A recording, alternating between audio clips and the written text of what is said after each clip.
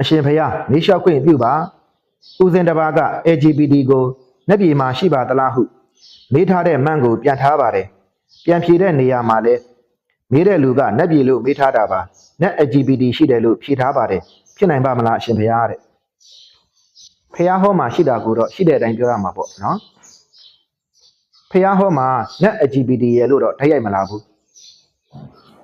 ဖျားဟောမှာပန်ထုတ်ဆိုတာတော့ရှိတယ်ပန်ထုတ်ဆိုတာပုံမှန်ယောက်ျားစိတ်မရှိပဲမဆိုးမချောက်ဖြစ်နေတဲ့လူတွေကိုပြောတာပါယနေ့ခေတ်အခေါ်နဲ့ခေါ်ရမယ်ဆိုရင်တော့ LGBT ပေါ့နော်ပါရာဇိကံပါဠိတော်ပထမပါရာဇိကသိက္ခာပုဒ်မှာ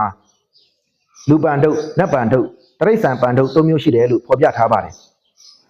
အဲ့ဒီ၃မျိုးထဲမှာနတ်ပန်ထုတ်ဆိုတာပါတဲ့အတွက်ကြောင့်နတ် LGBT လည်းရှိပါတယ်